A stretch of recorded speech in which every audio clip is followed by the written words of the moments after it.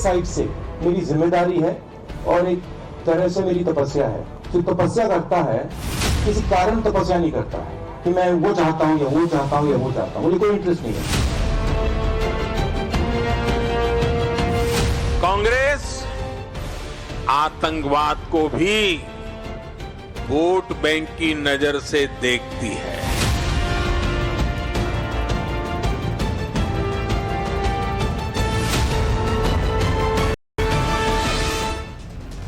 नमस्कार, देश के पसंदीदा डिबेट शो राष्ट्रवाद में आपका स्वागत। मैं हूं सुशांत सिन्हा। राष्ट्रवाद यानी देश से बढ़कर कुछ नहीं। क्या गुजरात की लड़ाई तपस्वी राहुल वर्सेस गुजरात के बेटे पर आ गई? गुजरात चुनाव के पहले चरण के प्रचार में आखिरी चरण में ताबड़तोड़ प्रचार हो रहा है। प्रधानमंत्री मोदी आज भी गुजरात में धुआंधार प्रचार कर रहे हैं। बाकी दलों ने भी पूरी ताकत लगा रखी। इस बीच राहुल गांधी एक बार फिर पहले चरण के चुनाव प्रचार के आखिरी दिन गुजरात में प्रचार कर सकते हैं। राहुल गांधी भारत जोड़ो यात्रा पर हैं। राहुल की यात्रा फिलहाल मध्य प्रदेश में है।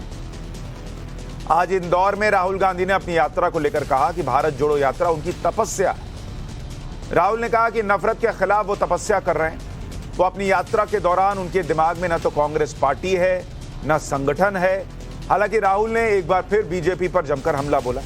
एक बार तपस्वी राहुल ने क्या कहा, सुन लीजिए, फिर आगे की बात। मेरे साइड से ये मेरी जिम्मेदारी है और एक तरह से मेरी तपस्या है। जो तपस्या करता है वो इसलिए तपस्या नहीं, किसी कारण तपस्या नहीं करता है कि मैं वो चाहता हूं या वो चाहता हूं या वो चाहता हूं, मुझे कोई इंटरेस्ट नहीं है। मुझे लगा कि इस देश में जो नफरत और हिंसा फैलाई जा रही है वो इस देश के लिए खतरनाक है, इस देश को नुकसान पहुंचाएगी। और मैंने सोचा कि मेरी जिम्मेदारी क्या है, और मेरे दिमाग में आया कि मेरी जिम्मेदारी है कि मैं इस नफरत के खिलाफ, हिंसा के खिलाफ, डर के खिलाफ कुछ करूं। और ये जो आप देख रहे हैं, ये जो भारत जोड़ो यात्रा है वो ये है। और ये भावना सिर्फ मेरे में नहीं है, ये भावना बहुत सारे लोगों में है, कांग्रेसियों में है, मगर कुछ सोच कर नहीं किया मैंने कि इससे ये फायदा मिलेगा या ये फायदा मिलेगा। इससे मुझे कुछ ना मिले तब भी ये मेरी जिम्मेदारी है और इसको मैं करूंगा, पूरा करूंगा। That's all I'm doing. Nothing else. I'm not thinking about Congress. I'm not thinking about organization. I'm not thinking about election. I'm not thinking about anything. This is in my mind. This is tapasya. I'm not going to think about anything. जिस स्थिति पे आज हिंदुस्तान है, अगर हम इस रास्ते पे चलते गए तो देश को बहुत भयंकर नुकसान होने वाला है, इंटरनेशनल लेवल से और इंटरनली। इसलिए हमने याद रखा। तपस्वी राहुल कह रहे हैं कि उनको कोई रिजल्ट नहीं चाहिए इस यात्रा से। वो कह रहे हैं मैं बस देश के लिए ये सब कर रहा हूं और चुनावी रिजल्ट तो नहीं चाहिए। तो दिखता है, क्योंकि भाई वो कोई प्लानिंग वैसी दिखती नहीं। गुजरात में इलेक्शन है, वो साउथ में थे, फिर अब मध्य प्रदेश में है, वो अलग ही डायरेक्शन में चल रहा है।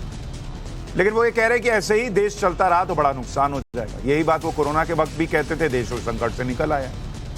यही बात कुछ दिन पहले कहा जाता था, देश श्रीलंका बन रहा है, लेकिन देश के बारे में दुनिया कह रही है कि सबसे तेजी से बढ़ती अर्थव्यवस्था है। लेकिन राहुल गांधी को लग रहा है कि देश गलत डायरेक्शन। और सवाल यह है कि क्या वो सही डायरेक्शन? इस पर आज बात करूंगा। लेकिन राहुल गांधी जो खुद को तपस्वी बता रहे, उससे अलग नरेंद्र मोदी क्या करते हैं, इस पर भी आज बात। क्योंकि राहुल गांधी आरोप लगा रहे हैं मोदी सरकार की नीतियों की वजह से देश जिस दिशा में जा रहा है उसको देश को नुकसान। लेकिन दुनिया में नरेंद्र मोदी का डंका बज रहा है। 2 दिन पहले मॉर्निंग कंसल्ट पॉलिटिकल इंटेलिजेंस ने जो रिपोर्ट जारी की, उसमें प्रधानमंत्री 77% रेटिंग के साथ टॉप पर है।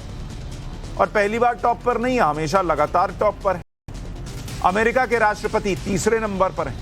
मतलब दुनिया भर की एजेंसीज मोदी की नीति की कायल हैं। और राहुल गांधी कह रहे हैं कि नरेंद्र मोदी की नीति से देश को नुकसान हो रहा है। इस बीच बीजेपी ने गुजरात में बड़ा कैंपेन शुरू कर दिया है। बीजेपी बेटा है गुजरात का, भारत का अभिमान, कर पीएम मोदी के नाम से कैंपेन चला रही। बीजेपी के तमाम नेताओं ने इसे अपने ट्विटर पर शेयर किया है और जोरदार कैंपेन चल भी रहा है। इस बीच प्रधानमंत्री मोदी पहले चरण के आखिरी दौर के चुनाव प्रचार में कांग्रेस पर हमलावर दिखे। प्रधानमंत्री मोदी ने अपनी रैली के दौरान आतंकवाद के मुद्दे पर कांग्रेस को जमकर घेरा। दिल्ली में जब बाटला हाउस एनकाउंटर हुआ तो कांग्रेस के नेता आतंकियों के समर्थन में रोने लगे, रोने। कांग्रेस आतंकवाद को भी वोट बैंक की नजर से देखती है, तुष्टीकरण की दृष्टि से देखती है। और सिर्फ कांग्रेस ही नहीं है, अब तो ऐसी भांति भांति के दल पैदा हुए हैं। ये दल भी शॉर्टकट की राजनीति में यकीन करते हैं। उनको तो सत्ता की भूख भी जरा तेज है। वो वोट बैंक की राजनीति करने पर उतारू है, अपीजमेंट, तुष्टीकरण के पॉलिटिक्स में इंटरेस्टेड है। प्रधानमंत्री नरेंद्र मोदी भी कांग्रेस को लेकर हमलावर। उधर राहुल गांधी तपस्या कर रहे हैं, कह रहे हैं वो। हालांकि कई लोग सोशल मीडिया पर और दूसरी जगहों पर चर्चा कर रहे हैं कि यह तपस्या कम पश्चाताप है। जिस तरह से पार्टी जनता से कट गई थी उसका पश्चाताप किया जा रहा है और लोगों से जुड़ने की कोशिश की जा रही है। लेकिन तपस्या पश्चाताप क्या है वो तो वक्त बताएगा। आज इस मुद्दे पर बहस करूं उससे पहले एक और तस्वीर आपको दिखाता हूं। यह तस्वीर मध्य प्रदेश की है। राहुल गांधी की यात्रा चल रही है और इस बीच कुछ युवक पहले जय श्री राम के नारे लगाते हैं, फिर मोदी मोदी के नारे लगाते हैं। जय मोदी, श्री राम, जय श्री राम, जय श्री राम, जय श्री राम, जय मोदी मोदी मोदी, जय श्री राम। तो ये अलग अलग तस्वीरें। ऐसे में आज के सवाल हैं कि गुजरात की लड़ाई तपस्वी राहुल वर्सेस गुजरात का बेटा पर आई है क्या? राहुल की भारत जोड़ो यात्रा तपस्या या पश्चाताप? तपस्या से राहुल का मेकओवर या गेम ओवर? 2024 में मोदी का विकास काम आएगा या राहुल की तपस्या काम आएगी? चर्चा करने के लिए हमारे साथ राजनीतिक विश्लेषक प्रोफेसर संगीत रागी जुड़ रहे हैं, हर्षवर्धन त्रिपाठी वरिष्ठ पत्रकार जुड़ रहे हैं, लोकेश जिंदल कांग्रेस के नेता जुड़ रहे हैं और परविंदर सेठी राजनीतिक विश्लेषक हमारे साथ थोड़ी देर बाद जुड़ जाएंगे। वैसे राष्ट्रवाद में हम प्रयास ये कर रहे हैं कि नेताओं को थोड़ा दूर रखें ताकि चिल्लम चिल्ली ना हो और एक बेहतर सार्थक बहस हो। लेकिन लोकेश भाई को मैं नेता कम और ज्यादा राजनीतिक विश्लेषक ही देखता हूं क्योंकि वो अच्छी राजनीतिक समझ रखते हैं और विश्लेषण अच्छा करते हैं, तो मैंने उनको बुला लिया और वो वैसे भी चिल्ला चिल्ली नहीं करते, तो वो एक्सेप्शन है। लेकिन हर्षवर्धन भाई मैं आपसे शुरू कर रहा हूं। ये तपस्वी राहुल वर्सेस गुजरात का बेटा, ये गुजरात की लड़ाई वहां आई है क्या? और ये जो बड़ा सुंदर भाव है राहुल गांधी का कि मैं कोई रिजल्ट नहीं देख रहा, मैं बस देश को जोड़ रहा हूं क्योंकि देश गलत रास्ते पे जा रहा है, ये लोगों तक भाव पहुंच रहा है क्या? आपको लग रहा है इसका इंपैक्ट है क्या? देखिए सुशांत जी, ये बड़ा सुंदर है और हम कहें कि देखिए हम जीवन में जो भी कर रहे हैं बहुत निर्विकार भाव से कर रहे हैं, हमें परिणाम की कोई इच्छा नहीं। गीता में भी ऐसे ही कहा गया है। लेकिन जिस गीता में योगेश्वर कृष्ण कहते हैं कि कर्म करो फल की चिंता मत करो, वहीं पर वो कृष्ण अर्जुन को कहते हैं कि भाई जब युद्ध होता है ना तो आपको जो भी गलत हो रहा है उसके खिलाफ तो गांडीव उठाना ही पड़ता है और फिर परिणाम तक भी ले जाना पड़ता है। अब यहां राहुल गांधी ये सब कह रहे हैं, कर रहे हैं, लेकिन शायद ठीक से बोलने में डर रहे हैं। अब वो अपने लोगों को एक पता नहीं वो मतलब किसी कौन सी सभा में वो देखा या किसी जिम में उन्होंने देखा या कहीं कुछ पहलवानी के दांव पेच थे, पता नहीं, मुझे वो नहीं समझ में आया, जिसमें वो अपने एक आदमी को बैठाकर उसके बाद उसको नीचे कर दे रहे हैं, फिर 3-4 लोग उसके ऊपर कुछ चढ़ने की मुद्रा में और धक्का मार रहे हैं। राहुल जी कह रहे हैं पुश पुश। अब उस पुश पुश में कांग्रेस का तो पुश नहीं हो रहा है, लेकिन हरियाणा में भारतीय जनता पार्टी के बाद जिला परिषद के चुनाव में आम आदमी पार्टी दूसरे नंबर की पार्टी हो गई। अब अगर उनको लगता है कि ये जो देश की स्थिति है इसमें कांग्रेस को रिप्लेस करके आम आदमी पार्टी आए तो निश्चित तौर पर वो सब परिणाम मिलता हुआ दिख रहा है। जहां तक गुजरात की बात है, तो गुजरात में तो मुझे लगता है कि आप लोगों ने जो लिखा है वो ठीक ही नहीं है, क्योंकि तपस्वी राहुल तो है ही नहीं, लड़ाई में ही नहीं भाई। वो खुद ही राहुल कह रहा है कि हम लड़ाई वड़ाई में नहीं है, हमको बेवजह आप लोग घसीट ले रहे हैं। और मैं तो ये कब से कह रहा हूं कि ये निर्दोष मासूम व्यक्ति राजनीति के लायक नहीं, इसको क्यों राजनीति के जहर में डाल दिया जा रहा है, दलदल में धंसा दिया जा रहा है। और जनता अनमने व्यक्ति को कोई नायक नहीं मानती है। आज तक का कोई इतिहास नहीं है जिसमें अनमना व्यक्ति हो, जिसको इच्छा ही नहीं हो कुछ लेने की, उसको नायक मान ले। ठीक है, तो फिलहाल आप कह रहे तपस्वी नायक नहीं हो रहे। तपस्वी राहुल की तपस्या, जो लोकतंत्र में तो जनता ही भगवान है, तो वो भगवान वो तपस्या स्वीकार नहीं कर रहा या उसका फल नहीं दे रहा, ये हर्षवर्धन त्रिपाठी को लगता है। लोकेश भाई, आपके हिसाब से ये तपस्या से क्या गेन हो रहा है, और क्या कोई गेन? भाई राहुल गांधी तो कोरोना के वक्त भी कहते थे कि देश को गलत दिशा में नरेंद्र मोदी ले जा रहे हैं। आज पड़ोस में चाइना से तस्वीरें आ गई कि वहां लॉकडाउन लग रहा है, वहां लोग शी जिनपिंग के खिलाफ बोल रहे हैं, लेकिन अपना देश तो अच्छा चल रहा है। तो राहुल गांधी की तपस्या तो बहुत दिन से चल रही है, उसका कुछ फायदा हो रहा है, कुछ लोगों तक कनेक्ट पहुंच रहा है? त्रिपाठी जी भूल गए कि हमारे जो राष्ट्रपिता है महात्मा गांधी, सत्ता का लोभ तो उन्हें भी नहीं था, और उन्होंने जो विचारधारा दी उसी विचारधारा पे आज देश का लोकतंत्र आधारित है। और अगर हम बात करते हैं तपस्या की, तो ये विचारधारा, इसका संरक्षण आज के माहौल में अपने आप में तपस्या है। महात्मा गांधी कहकर गए, वैष्णव जनते तेने कहिए पीर पराई जानी रे। वो थे गुजरात के असली पुत्र, जिन्हें एक रेडिकलिज्म, हिंदुत्ववादी विचारधारा ने मारा। और आज जब राहुल गांधी जी भारत को जोड़ने की बात करते हैं, वो एक तपस्या है। 2 महीने से वो पथ पर है। लोगों को संदेश क्या दे रहे हैं? हिंसा का जवाब हिंसा नहीं है, नफरत का जवाब नफरत नहीं है, आओ भारत जोड़ो, आओ एकता के साथ आगे बढ़े। ये वही संदेश था जब महात्मा गांधी ये दे रहे थे, जब डिवाइड एंड रूल पॉलिसी थी ब्रिटिश की। आज भले ही ये व्हाट्सएप यूनिवर्सिटी वाले, इनको इतिहास से कुछ लेना देना नहीं है, लेकिन मैं आपको एक बात बता दूं, राजनीति केवल जुमले, डेटा और मार्केटिंग से नहीं चलती।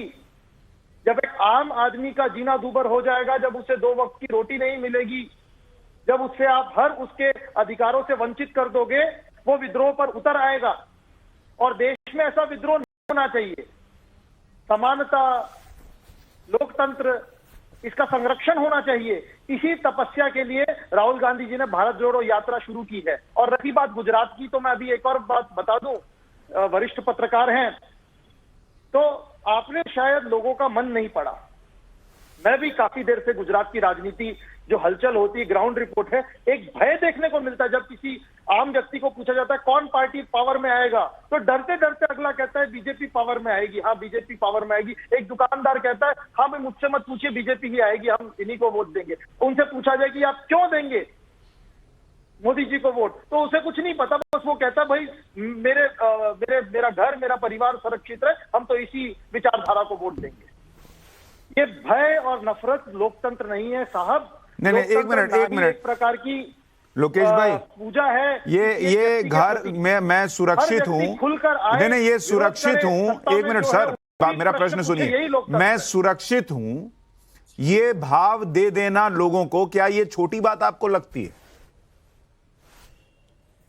मैं समझा नहीं आपका। आपने कहा लोग कहते हैं कि मैं नरेंद्र मोदी को वोट दूंगा गुजरात के अंदर, किस बात पर दूंगा, तो लोग कहते हैं कि मैं, मेरा परिवार सुरक्षित हूं इसलिए वोट दे दूंगा। तो क्या ये भाव आपको कम लगता है? मैं सुरक्षित हूं। नहीं, आप मेरा कहने का तात्पर्य नहीं। अच्छा, आप टॉन्ट कर रहे थे कि मतलब वो डर के मारे कह रहे हैं? नहीं, वो अगर वो डर लगता है, अगर वो निंदा करेगा भाजपा की, तो शायद उसका परिवार और वो संकट में आ सकता है। अच्छा, एक सेकंड हर्षवर्धन जी, आ रहा हूं। तो एक मिनट सर, जो गुजरात के अंदर, इसका मतलब आप मान रहे हैं कि बीजेपी जीत रही है? इतना डर है तो लोग इस बार भी डर से उबर नहीं पाएंगे। देखिए, जीत और हार तो 8 तारीख को सबके सामने। पर अभी आप कह रहे हैं ना इतना डरे हुए हैं लोग कि डर के बीजेपी को वोट दे रहे हैं, तो फिर इसका मतलब इस बार भी डरे हुए होंगे। बैलेंस सीक्रेट ही रहेगा ना। हाँ, तो सीक्रेट तो पहले भी था, तो वो डर वहां छोड़ के और जाके बीजेपी के खिलाफ वोट देना था, तब क्यों नहीं डर हटा? बैलेट तो सीक्रेट रहेगा ना। 2017 में जो वोटर्स थे उन्होंने भाजपा को बता दिया था कि अब उनका जो तरीका है किसी तरह से अथॉरिटेरियन, एक तरह से तानाशाही का, वो नहीं चलेगा। इसलिए सौराष्ट्र के पूरे एरिया भी आपको 77 सीट आई कर दिया था। तब भी 77 सीट आई। देखिए 1917 के अंदर केवल जो डिफरेंस था वो 7.4% वोटर परसेंटेज। 7% बहुत होता है राज्य में सर, यहाँ 1-2% में सरकारें बन जाती हैं, 7% बहुत है। इस बार आप 30 सेकंड दीजिएगा। आप गुजरात में बदलाव ठीक है, नहीं मैं देखिए लोकेश भाई, मैं क्या है, मैं सबको कहता हूं आप एक थॉट प्रोसेस के साथ ईमानदारी से एनालिसिस कीजिए, मैं स्वीकार करूंगा। ये कह देना कि डरा के पब्लिक से वोट ले लेते हैं, ये मैं स्वीकार नहीं करता देश के अंदर। अगर आपको डर के मारे वोट कैसे पड़ता है सर मैं आपको बता रहा हूं लोकेश भाई, मैं ईमानदारी से बता रहा हूं, अगर डर के मारे लोग वोट कैसे करते हैं ये आपको देखना है। एक बार आप बंगाल जाइए, मैं आपको वहां जाके इलेक्शन कवर करके देख के जमीन पे तब आपको बता रहा हूं कि डर क्या चीज होती है वोटर के अंदर, ये देखना है तो आपको बंगाल जाना चाहिए। रागी साहब मैं आ रहा हूं, 30 सेकंड हर्षवर्धन भाई, फिर आ रहा हूं रागी साहब, परविंदर सेठी आ रहा हूं आपके पास, सिर्फ 30 सेकंड। हाँ, पहली बात ये कि गुजरात में डर का माहौल भारतीय जनता पार्टी से है, इसके बावजूद 40% के आसपास मतदाता कांग्रेस पार्टी को नियमित तौर पर वोट कर देते। 43%, 43% पिछले बार। गुजरात में डर का माहौल है, इसके बावजूद भारतीय जनता पार्टी को सीटें जब कम होती हैं तो कहते हैं कि पूरे राज्य में जो आंदोलन था वो आंदोलन डर में खड़ा हो गया था। जो पाटीदार अनामत आंदोलन समिति थी, जो कांग्रेस का कोई ऐसा आंदोलन आज तक नहीं हो पाया, दुर्भाग्य से वो बिना आंदोलन के वो जीवित है वहां। इतना डर है कि कांग्रेस के राज में दंगे ही दंगे होते थे जब लोग डरते नहीं थे, भाजपा के राज में दंगे होना ही बंद हो गए। इतना डर है कि रात को 12 बजे भी गुजरात के किसी शहर में कोई भी महिला अकेली स्कूटी से निकल जाए, परिवार के साथ जमीन पर चटाई बिछाकर सड़क किनारे बैठ के खाना खा रही होती है, बाजार खुले होते हैं, सब मौज मस्ती में होते हैं। इतना डर है, इतना डर है कि देश में जब कोई कंपनी लगाने के लिए आता है तो उसे सबसे पहले गुजरात में इन्वेस्टमेंट के लिए सबसे मुफीद जगह दिखती है, क्योंकि लॉ एंड ऑर्डर जैसी तो चीजें ही नहीं है वहां कानून व्यवस्था की दिक्कत नहीं है। लेकिन अगर इसके बाद कोई ये कहे तो मैं उसे यही कहूंगा कि भैया दीवा स्वप्न में रहना मुझे जवाब देने दिया जाए। नहीं लोकेश भाई एक मिनट अभी आप दीजिएगा, एक बार संगीत रागी और परविंदर सेठी भी बैठे हैं, एक बार मुझे इसका अरे फिर आप दोनों में चलता है, एक इनिशियल रिमार्क मैं आपको दूंगा, अरे आपको पूरा मौका दूंगा। नहीं फिर 30 सेकंड, उन्होंने 30 सेकंड बोल के 1 मिनट ले लिया, 1 मिनट रुक जाइए, एक सेकंड एक बार ले लूं, दे दूं मौका। संगीत रागी जी, अगर गुजरात के अंदर ये डर का माहौल है तो फिर तपस्वी राहुल को तो जाके वहीं तपस्या करके और वो वाइब्रेशन छोड़ देनी थी कि लोग डर के माहौल से बाहर निकलते और जाके अंदर घन घन, और अच्छा वैसे भी ईवीएम में किसको वोट डाल रहे हैं तो दिख नहीं रहा है, जाके 80% वोट दे देते कांग्रेस को, बाहर आके फिर उसके जब सीटें नहीं आती बीजेपी क्या करती। तो लेकिन ये डर वहां पर है, बावजूद इसके तपस्वी राहुल जो है वो वहां नहीं है, इसका क्या तात्पर्य है और वो तपस्या कितनी सफल आपको दिख रही है?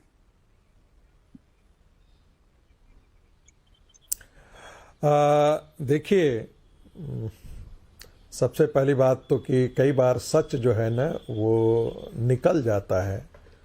तो कांग्रेस के जो प्रवक्ता है या कांग्रेस पार्टी की तरफ से जो मेरे मित्र बोल रहे हैं, उन्होंने कहा कि लोग कहते हैं कि हमारा घर सुरक्षित है, हमारा परिवार सुरक्षित है, तो इसका मतलब ये है कि भारतीय जनता पार्टी से पहले जो सरकारें उनको घर और परिवार की सुरक्षा भी नहीं दे पा रही थी। वो 2002 में दिखा था कि कैसे सरेआम जैसे मुर्गी को भून दिया जाता है वैसे कार सेवकों को जला दिया गया था, बोगियां की बोगियां जला दी गई थी। और फिर हमने देखा है कि उसके बाद कैसे भय का माहौल जो है भारतीय जनता पार्टी की सरकार ने वहां खत्म किया, और नतीजा आज सबके सामने है कि लोग ये मान करके चलते हैं कि गुजरात मॉडल एक सक्सेसफुल मॉडल है। दूसरी बात, मैं दोहराना नहीं चाहता, दूसरी बात, कौन सी तपस्या राहुल गांधी की? भारत जोड़ो की ये तपस्या क्या उनके भारत में बिहार नहीं है? क्या उनके भारत में उड़ीसा नहीं है? क्या उनके भारत में नॉर्थ ईस्ट नहीं है? क्या उनके भारत में उत्तर प्रदेश नहीं है? अरे आप कैसी मजाक कर रहे हैं? भारत जोड़ो की आप यात्रा कर रहे हैं, आप निकलते हैं, आप महाराष्ट्र जाते हैं, मध्य प्रदेश आते हैं, गुजरात में आप प्रवेश करते हैं तो नोशनल तौर पर आप प्रवेश करते हैं। तो ये कहने की बात और है, लेकिन सच्चाई ये है कि जैसे जब आप विक्षिप्त हो जाते हैं तो आपको पता नहीं लगता कि आप क्या कर रहे हैं क्या नहीं। परिणाम तो उसी को सामने दिखता है जो सोच समझ करके काम कर रहा है। एक विक्षिप्त आदमी को परिणाम की पता नहीं होता है, उसका उद्देश्य ही पता नहीं होता है। तो राहुल गांधी तो आप ये कह रहे हैं कि जब वो ये कह रहे हैं राहुल गांधी कि मैं परिणाम की तरफ देख ही नहीं रहा, बेसिकली वो ये मान रहे हैं कि परिणाम मिलने वाला है नहीं, ये उनका एक्सेप्टेंस है। देखिए वो अच्छी देखिए सुशांत जी, वो अच्छी तरह जानते हैं कि उनका परिणाम नहीं मिलने वाला है। न संगठन न वो संगठन के लायक हैं, न वो पार्टी को नेतृत्व दे रहे हैं। गांधी के जैसे कोई होता ना, एक बहुत अच्छा कार्टून दिखाया जा रहा था, जैसे बार बार माँ उठा करके पटक करके कुर्सी पे टोल रही है कि बेटा तुमको तो हम बना करके प्रधानमंत्री, और राहुल उछल करके कूद जा रहे हैं। जैसे बच्चे को जो है, छोटे बच्चे को, 4-5 साल के बच्चे को माँ जो है वो जबरदस्ती बिस्तर पे डालती है और बच्चा में आते हुए फिर उछल करके कूद जाता है। वही स्थिति राहुल गांधी के है। आपने देखा है कभी राहुल गांधी को सेंसिबल बात करते हुए, कोई राजनीतिक ऐसी विमर्श में हिस्सा लेते हुए जहां वो वाकई कुछ सोच समझ करके कि नई बात करें? हो सकता है वो सेंसिबल करते हो, संगीत रागी नहीं समझ पा रहे, आपके अंदर जो वो कहते हैं डर, नफरत, पता नहीं क्या क्या हो सकता है भरा हो, आप नहीं समझ पा रहे हैं। एक अंतिम बात मैं कह देना चाहता हूं। देखिए, यह भी एक प्रकार से सभ्य और लोकतांत्रिक समाज में हिंसा है, जब एक बेटा, जब एक परिवार के नाते उस पार्टी को पारिवारिक पार्टी में कन्वर्ट कर दे और वही वंश और वही सत्ता का केंद्र बना रहे। यह भी एक आपराधिक प्रवृत्ति का हिंसा ही है। लोकतंत्र में इसके लिए कोई जगह नहीं है। प्रियंका गांधी, राहुल गांधी आज हैं क्या, लेकिन फिर भी कोई उनके अध्यक्ष को नहीं जानता है। कोई अध्यक्ष कुछ बात बोलते हैं तो कल न्यूज की खबर नहीं बनती है। सत्ता का संचालन माँ, बेटा, बेटी और उनका दामाद, ये 4 लोगों पे ये चौखंबा है। ये चौखंबा जो है वो पूरा लगता है जैसे सत्ता का सारा केंद्र वहीं पर टिका हुआ। ठीक है लोकेश भाई, मैं आऊंगा एक रिएक्शन परविंदर सेठी का। सेठी साहब, क्या ये तपस्वी राहुल की तपस्या गुजरात में चलेगी? गुजरात का बेटा जो है वो बहुत भीड़ जुटा रहे हैं, तो क्या गुजरात का बेटा चलेगा या दिल्ली वाला बेटा वहां जाके कुछ खेल कर रहा है? देखिए, जो कांग्रेस पार्टी है वो चुनावों से तो बिल्कुल परे हो गई है। वहां की जनता ने और देश की जनता ने पूरी तरह से नकार दिया है। अब देखिए, राहुल गांधी कहते हैं भारत जोड़ो यात्रा, टूटा कहाँ है? भारत को कहां से जोड़ रहे हैं? अब वो कह रहे हैं मैं भारत को जोड़ रहा हूं। भारत को कहां जोड़ रहे हैं? वो कर्नाटक में जोड़ रहे हैं, जहां पे भारतीय जनता पार्टी है ही नहीं। वो केरल में जोड़ रहे हैं, जब भारतीय जनता पार्टी है ही नहीं। अब वो भारत जोड़ो की बात करते हैं। कर्नाटक में तो बीजेपी की सरकार है सेठी साहब। भारतीय जनता पार्टी अपना पूरा तंत्र जंत्र, पूरे देश के 150 मंत्री से लेके पूरे चीफ मिनिस्टर से लेके सारी ताकत वहां पे लगाती है। और भारतीय जनता पार्टी ये कहती है कि कांग्रेस और बीजेपी में है, आम आदमी कहीं नहीं है। लेकिन अपनी स्पीच के अंदर चाहे प्रधानमंत्री जी हो, चाहे गृह मंत्री जी हो, वो आधा घंटा आम आदमी का ही रोना रोते हैं जी, आम आदमी ये है। अच्छा परविंदर सेठी साहब, एक बात बताइए, वहाँ की जनता बदलाव चाहती है। वहाँ की जनता नहीं, परविंदर साहब एक बात बताइए सेठी साहब, जनता शिक्षा, अरे सेठी साहब प्रश्न तो सुनिए। जनता मुफ्त बिजली, अरे सेठी साहब, मुफ्त पानी चाहती है। अरे सेठी साहब सुन तो लीजिए, जो सोशल सिक्योरिटी सबको अरे पर ये सुनते ही नहीं संसार में। अरे सेठी साहब ना, मैं ये कह रहा हूं, एक तो अपनी गाड़ी आप कर्नाटक की तरफ मोड़िए, देख के आइए, उधर बीजेपी की सरकार है। आप गाड़ी में ही बैठे हैं तो ये मौका उठाइए, पहली बात। दूसरी बात मैं ये कह रहा हूं, आप कह रहे हैं कि भारत टूटा नहीं है, तो राहुल गांधी कहां से जोड़ रहे हैं? तो ये तो अच्छी बात है। फिर आप कह रहे हैं बीजेपी देश को जोड़ के चल रही है, तो फिर केजरीवाल काहे की मेहनत कर रहे हैं? छोड़े फिर। नहीं, भारतीय जनता, आप कह रहे जी वहां पे दंगे नहीं हुए भारतीय जनता पार्टी के, तो दंगे तो नहीं हुए 2002 के बाद। जनता पार्टी अगर खुद ही अपने पूरे तंत्र के साथ, अपनी पूरी संवैधानिक संस्थाओं के साथ जिसको मर्जी उठा लेती है, जिसको मर्जी जेल में डाल देती है, उनको दंगा करने की क्या जरूरत है? उनके पास पुलिस है, सीबीआई है, ईडी है। जिसको मारना है, जिसको जेल में डालना है, जिसको सीबीआई का डर देना है, जिसको इनकम टैक्स का डर देना है, जिसको पैसे का लालच देना है, वो पूरा तंत्र का यूज कर रही है। उनको तो 2002 में जब दंगे हो रहे थे या उसके पहले, एक मिनट, अरे सेठी साहब फिर आपने सुनी, सेठी साहब 2002 में जब दंगे हुए या उसके पहले दंगे होते थे गुजरात में, तब गुजरात पुलिस गुजरात सरकार के अंडर नहीं होती थी। अरविंद केजरीवाल को पसंद कर रहे हैं और एक अरविंद केजरीवाल, अरे ये दिक्कत, ये जो केजरीवाल के समर्थन में आता है वो सुनता ही नहीं है। इसमें क्या आप लोग कान में ईयर प्लग लगा के नहीं आते हैं क्या? भगवंत मान जी के, ये भगवंत मान जी का असर है जी।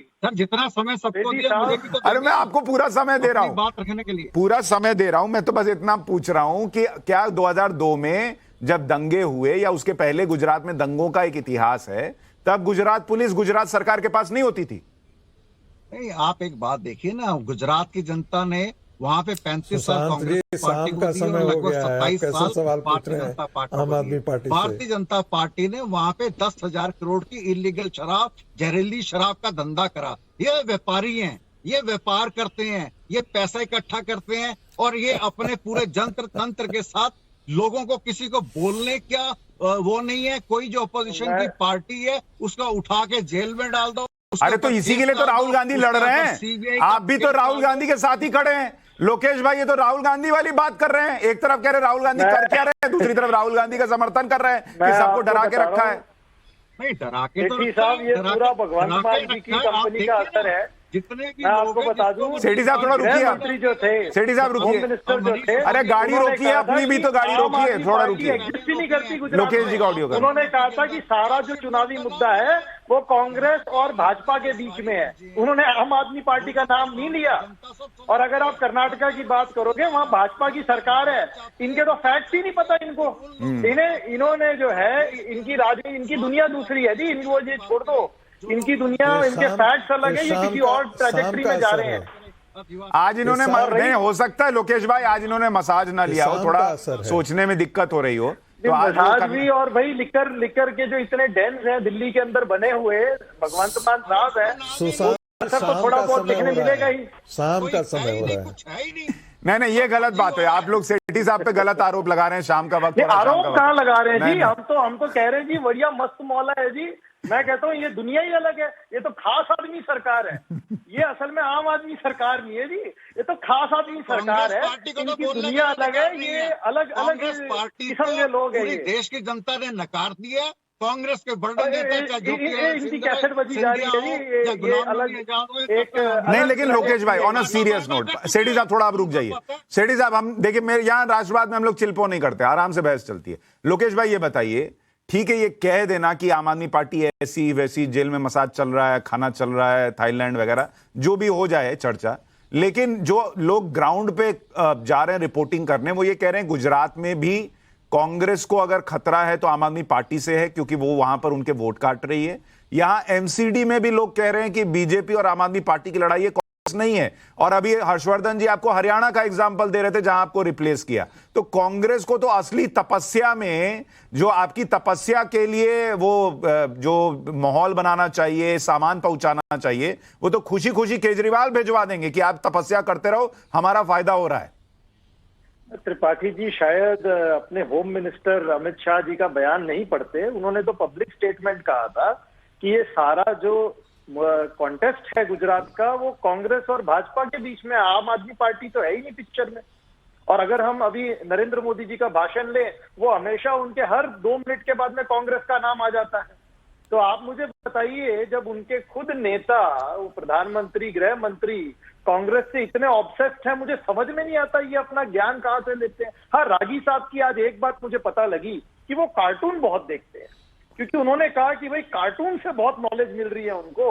तो अब मुझे समझ में आ रहा है इनकी दलीलें कहां से आ रही है।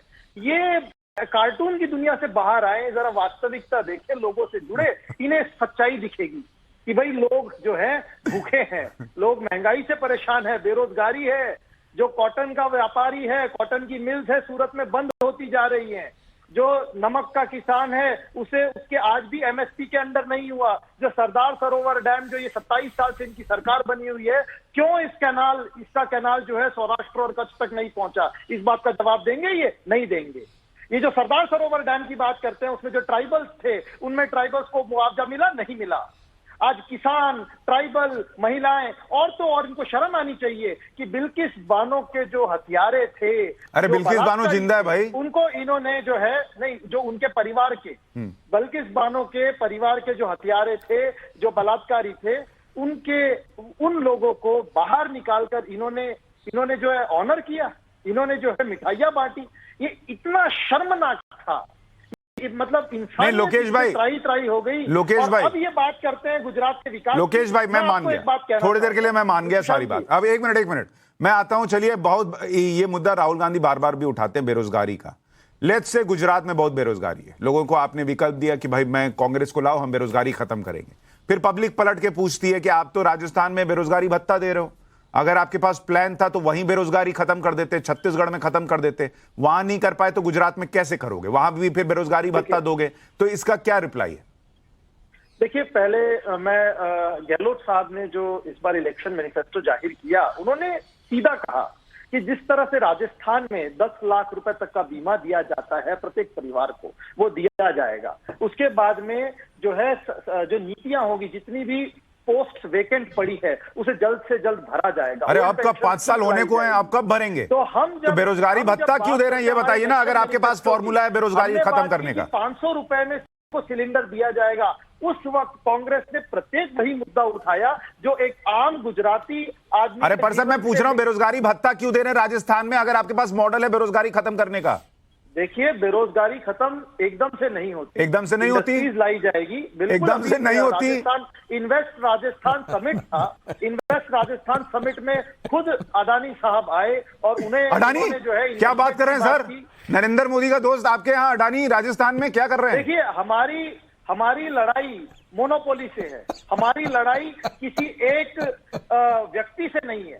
हमारी लड़ाई जो है, तो अडानी की क्या क्या मोनोपोली है देश में, जरा बताइए। केवल एक और अडानी की मोनोपोली समझाइए आज जरा, देश में अडानी की कहाँ मोनोपोली है ना, सुनाइए। लड़ाई इस बात पे नहीं, अंबानी की कहाँ मोनोपोली है सुनाइए ना। अब तो डिबेट आगे जाएगी ही नहीं। आप जरा नरेंद्र मोदी के दो दोस्त जो आप बताते हैं अडानी अंबानी, इनकी मोनोपोली समझाइए देश को। देखिए, मोनोपोली क्या होती है, जब हम बात करें सभी नेचुरल रिसोर्सेज, सभी, अभी बता दीजिए अडानी नहीं कहाँ मोनोपोली है, किस जगह मोनोपोली है बताइए। केवल ये था कि मोनोपोली को बचाए, मोनोपोली होने ना दिया जाए। अभी अडानी साहब जो है वो मीडिया में आ रहे हैं, हर एक प्रत्येक सेक्टर जो है। अरे तो मीडिया, हेलो सर, अरे भाई सुनिए मेरी बात, हेलो सर मेरी बात सुनिए लोकेश भाई, मीडिया में अभी आ ही रहे हैं, अभी तो आए भी नहीं है, और उसमें कोई मोनोपोली नहीं है। मीडिया में 10 चैनल चल रहे हैं सर। हम बात करते हैं, सुनिए, जहां मैं बैठा हूं सर, मेरी बात सुनिए, टाइम्स ग्रुप जिसमें मैं काम कर रहा हूं, जहां आप बैठे हैं जिस चैनल में, इनको मीडिया मुगल कहा जाता है, जैन बंधुओं को। इसमें कोई अडानी अंबानी नहीं है। और जिनको आपने जिनको आपने पत्रकारिता का मसीहा बताया, वो अंबानी से पैसा लिए बैठे थे, वो एनडीटीवी उसी के चक्कर में बिक गए। में आता, ठीक है भाई, पत्रकार है, मीडिया नेटवर्क अपने आप को एक्सपैंड करना चाहता है। अब आप मुझे बताइए, क्या अडानी साहब अभी एंकरिंग करेंगे?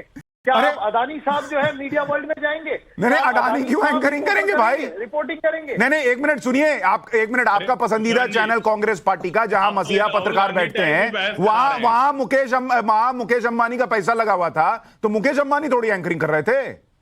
बात ये है कि कंपटीशन कमीशन ऑफ इंडिया का लोकेश भाई फंस गए आप, मुझे बताइए लोकेश भाई फंस गए आप। इंडिया का खेल क्या है? मोनोपोली को रोकना। मोनोपोली है ही नहीं ना, कहां रोके, कहां रोके मोनोपोली? गुजरात में जाने पर मोनोपोली, राजस्थान में आने पर आओ पोली, आओ खेले होली, ये नहीं चलेगा। हर्षवर्धन जी अब आप बताइए, छोड़िए ना लोकेश भाई, देखिए मेरे शो में मैं फंसा लेता हूं क्योंकि फैक्ट पे बात करता हूं। हर्षवर्धन जी बोलिए। देखिए, एक तो ये ना कि ये राहुल गांधी जैसा दर्शन वाली बहस सुशांत भाई मत कराया कीजिए। राष्ट्रवाद में लोग सोचते हैं कुछ सुन के जाएंगे तो सही नहीं। अरे हर्षवर्धन भाई, कितनी अच्छी बात है, लोग सुन के जा रहे हैं, ठीक बात है। मैं वही कह रहा हूं कि अडानी एंकरिंग करेंगे, है ना, मतलब समझते हैं इसको आप कि ठीक वैसे ही है कि जैसे गांधी परिवार से ही अध्यक्ष होगा, गांधी परिवार से अध्यक्ष नहीं भी होगा तो वही सबसे बड़ा नेता होगा, वही तपस्वी संत होगा, वही मुख्यमंत्री तय करेगा, वही मुख्यमंत्री हटा देगा, वही जो कुछ भी करेगा वही करेगा। तो ऐसे ही इनको लगता है बिजनेस भी चलता है, लेकिन ऐसे होता नहीं। दूसरी बात, जब हम अनएम्प्लॉयमेंट रेट की बात करते हैं, बेरोजगारी दर की, तो शायद इनको जानकारी नहीं है, क्योंकि बिना पढ़े लिखे लोग आ जाते हैं तो मुश्किल होती है। 23.2% बेरोजगारी दर है राजस्थान में, 1.6% बेरोजगारी दर है गुजरात में। इसीलिए बेरोजगारी पर चुनाव लड़ने का साहस कांग्रेस नहीं कर सकती। अब तीसरी महत्वपूर्ण बात, अमित शाह ने इंटरव्यू में जब कहा, उसके बहुत पहले से मैं कह रहा हूं, और ये शब्द मेरे याद होंगे सबको जो कम से कम मुझे सुनते हैं, कि गुजरात में भारतीय, एक मिनट सेठी साहब, लोकेश भाई एक मिनट वो बोल लें, फिर आप रिस्पॉन्ड कीजिएगा। गुजरात दोनों बोलना नहीं सुनाई दे रहा। जनता पार्टी के सामने कांग्रेस, मैंने अमित शाह के इंटरव्यू के बाद नहीं कहना शुरू किया, उसके पहले ही गुजरात होके आया कहा। और मैं ये भी कहता हूं कि इतना स्ट्रांग कैडर कांग्रेस का जैसा गुजरात में है, ऐसा पूरे देश में नहीं है।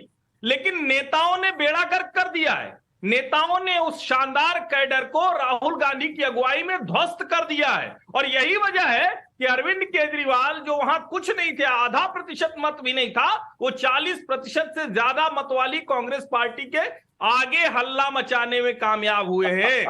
अगर सही से ही समझ में आएगा तो ये अडानी अंबानी से बाहर निकल के राजनीति करना सीखेंगे कांग्रेस के लोग। और संगीत रागी जी, आप कार्टून नेटवर्क ज्यादा देख रहे हैं, कार्टून ज्यादा देख रहे हैं, ये लोकेश भाई का आरोप है, इसलिए आप समझ नहीं पा रहे कि राहुल गांधी क्या चाहते हैं कांग्रेस पार्टी। दिख जाएगा अगर तो आदमी देखेगा नहीं।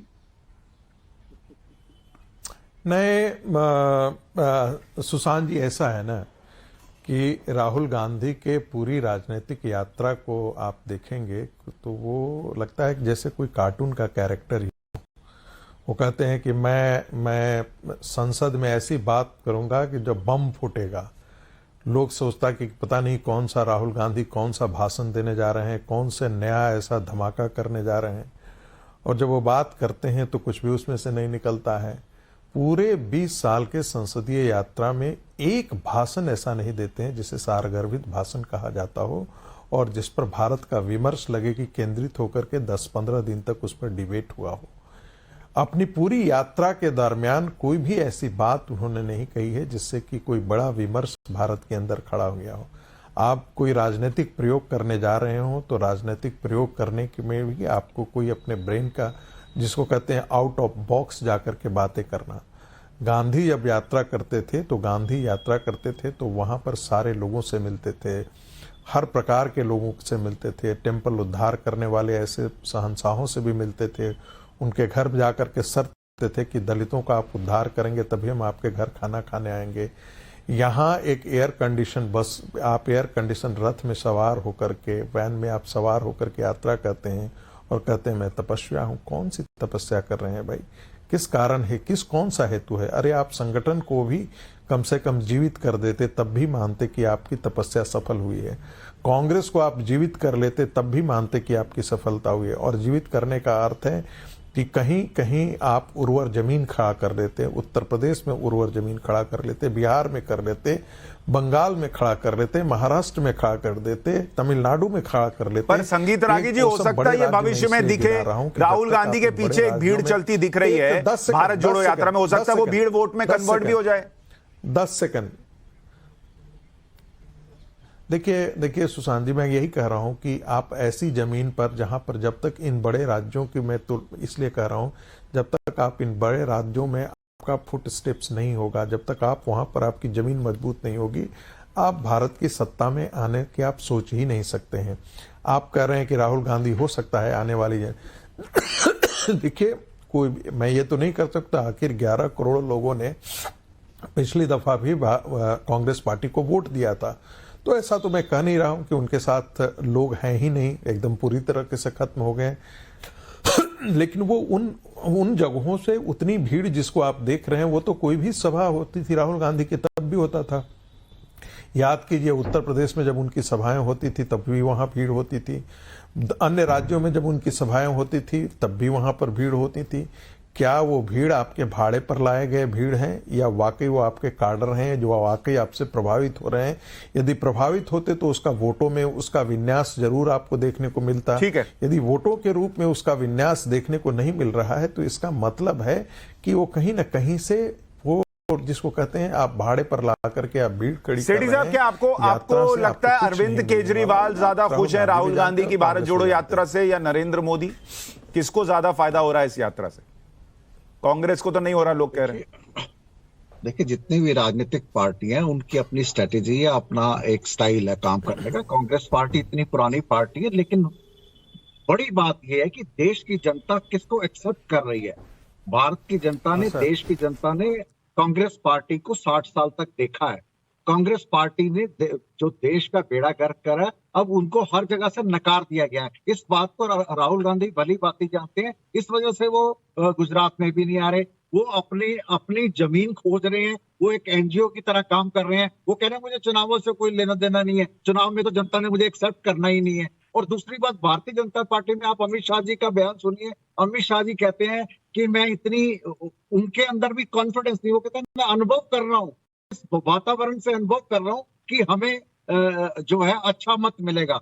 लेकिन वो कॉन्फिडेंस से नहीं कह रहे कि हमें मिलेगा। उनको ये पता है कि वहां की जनता बदलाव चाहती है, वहां की जनता ये चाहती है कि हमें विकास चाहिए, खाली खोखले बातों। अच्छा सेठी साहब, मुझे एक बात वादों से अगर जनता ने कांग्रेस पार्टी को नकार दिया है, क्या आप ये कह सकते? पार्टी को पूरे देश ने नकार दिया।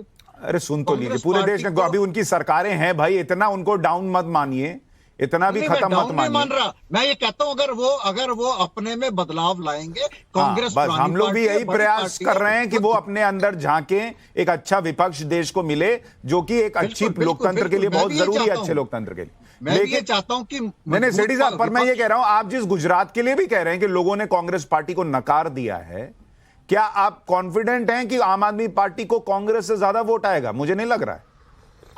1000% आएगा सर, 1000%। 1000% आएगा, और वहां पे एक बदलाव की राजनीति आएगी, वहां के लोग। अच्छा ये बताइए, कितनी सीट पर आपकी जमानत बचेगी? देखिए ये तो वक्त बताएगा। वक्त नहीं, मैं बता दूं, वहां की जनता तय करेगी, लेकिन वहां की जनता बदलाव चाहती है। ये भी तो हो सकता है। सेठी साहब, अभी आप इतना कॉन्फिडेंस शब्द का इस्तेमाल कर रहे थे, जैसे पंजाब। अरे पर सेठी साहब सुनिए तो, मेरी बात तो सुनिए सेठी साहब, आप इतना कॉन्फिडेंस शब्द का इस्तेमाल कर रहे थे, मैं तो बस चेक कर रहा था कि मैंने पूछा कितने जगह जमानत बचेगी, आप कॉन्फिडेंट होकर कहते कि हर जगह बचेगी। आपने कहा ये वक्त बताएगा, यहीं आपका कॉन्फिडेंस लूज कर गए आप। नहीं, मैंने हार जीत की बात करी है, मैंने जमानत की बात नहीं। अच्छा जमानत बचेगी, बात तो घुमाइए मत। अरे मैं कहां घुमा रहा हूं, मैं तो सीधा पूछा। लोकेश भाई, इनका कॉन्फिडेंस हिला हुआ लग रहा है जमानत जब्त होने को लेकर। वोट में तब्दील होगी, ये जो है। मैं थोड़ा सा माफी मांग के रोक रहा हूं, एक बड़ी खबर आ रही है, सूरत में केजरीवाल के रोड शो में पत्थर चल गए। इस वक्त बड़ी खबर आ रही है, सूरत में अरविंद केजरीवाल का रोड शो हो रहा था और वहां पत्थर चलने की खबर मिल रही है। हिमांशु ज्यादा जानकारी देंगे। हिमांशु, क्या हुआ है, बताइए डिटेल में। પણ એમાં શું લખેલું છે જોવો તો, ઓલ ગાંધીનગર ડિસ્ટ્રિક્ટ છે કે ઓલ हिमांशु जी बताइए क्या हुआ है वहां पर। देखिए अभी तक की जानकारी के मुताबिक जो जानकारी मिल रही है कि सूरत में बरासा इलाका था जहां पर केजरीवाल का रोड शो जो है वो लगातार चल रहा है, और इसी रोड शो के दौरान में एक पत्थर कहीं से आकर केजरीवाल के रोड शो में फेंका गया। हालांकि बहुत ज्यादा पत्थरबाजी नहीं हुई, लेकिन एक पत्थर जो है वो अचानक से केजरीवाल की गाड़ी में आकर लगा, और उसके बाद में थोड़ा सा कुछ समय के लिए असहजता महसूस की गई, और जो सुरक्षा में ऑलरेडी पुलिसकर्मी तैनात थे उन्होंने जांच परख की। लोगों का कहना है, पुलिस का ये कहना है कि शायद किसी शरारती तत्व इस तरीके की हरकत, लेकिन कोई बहुत बड़ा मामला नहीं हुआ। जो रोड शो है वो लगातार केजरीवाल का बदस्तूर जारी है, और आम आदमी की तरफ से जो लाइव स्ट्रीमिंग चल रही है उसमें सिर्फ एक पत्थर फेंके जाने की जो है पुष्टि दिख रही है कि उसमें सिर्फ एक पत्थर फेंका गया। केजरीवाल ठीक है, बिल्कुल सेफ हैं, क्योंकि आप कह रहे हैं रोड शो चल रहा है, इसका मतलब वो ठीक ही होंगे।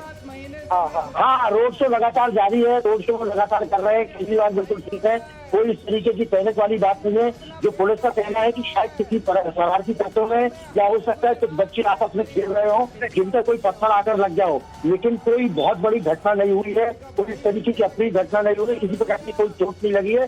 सिर्फ एक बड़ा पत्थर जो है उनकी गाड़ी पर आकर लगा था, तो उस समय रोकवा दिया गया था काफी उनका जो रोड शो चल रहा था। उसके बाद में जांच की गई, और जांच के बाद में रोड शो जो है लगातार अब आगे की तरफ बढ़ रहा है, और फिलहाल ये रोड शो जारी है केजरीवाल जी। ठीक है, बहुत शुक्रिया हिमांशु इस पूरी जानकारी के लिए। लोकेश भाई, अब अपनी बात पूरी कीजिए। देखिए जी, मैं आपको बताना चाहता हूँ, ये आम आदमी पार्टी जो है ये बहुत बड़ी ड्रामा कंपनी है। अभी इन्होंने जो है, इनको लोगों को गुमराह करना बहुत अच्छी तरह आता है। ये क्या बोलते हैं और क्या करते हैं इन्हें खुद को नहीं पता होता। आज दिल्ली की अगर मैं बात करूं, ना तो हवा शुद्ध हुई, ना यमुना का पानी शुद्ध हुआ।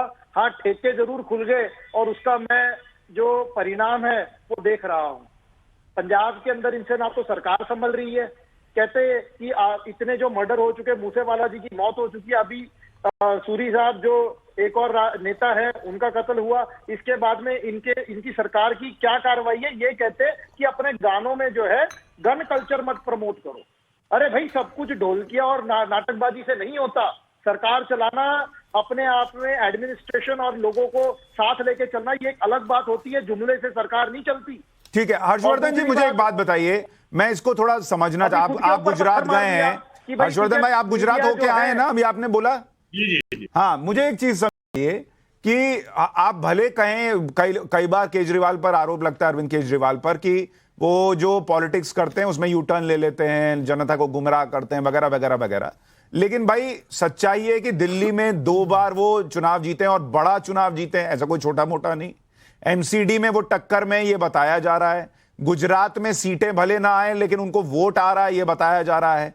तो यहां हम बैठकर चर्चा करें, कोई कह दे कि वो लोगों को गुमराह कर देते हैं, लेकिन इतनी बड़ी तादाद में लोग गुमराह कैसे हो जा रहे हैं? अगर हो रहे हैं तो, अगर गुमराही कर रहे हैं तो।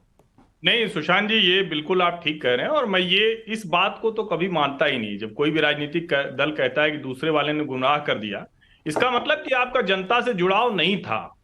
इसका मतलब कि आप उस पार्टी के नेता के सामने, उसकी रणनीति के सामने असहाय हैं, कुछ कर नहीं पा रहे हैं।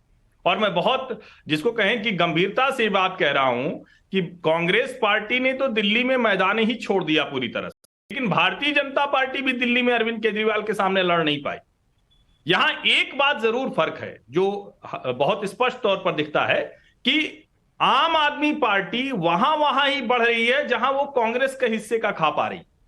कहीं भी वो अभी तक भारतीय जनता पार्टी के हिस्से की जमीन नहीं खा पाई। इसका मतलब क्या हुआ? इसका मतलब यह है कि देश में एक जो लोकतांत्रिक व्यवस्था है, क्योंकि हम लोग लोकतंत्र के तौर पर विकसित हुए, कोई चीन थोड़ी ना है, तो यहां लोकतंत्र रहेगा, एक पार्टी और पैदा होगी। अगर कांग्रेस इस तरह से मतलब आप कह रहे हैं कि तपस्या राहुल गांधी कर रहे हैं और वरदान केजरीवाल को मिल रहा है जहां जहां वो तपस्या कर रहे हैं। केजरीवाल के लिए अच्छा ही है, लेकिन गुजरात में क्या होगा इस पर हमारी नजर रहेगी। तपस्वी राहुल की तपस्या को ज्यादातर लोग जानकार खारिज कर रहे हैं कि उसका कोई इंपैक्ट होता दिख रहा है, लेकिन लड़ाई दिलचस्प है गुजरात की, उस पर नजर रहेगी। एक छोटा सा ब्रेक लें।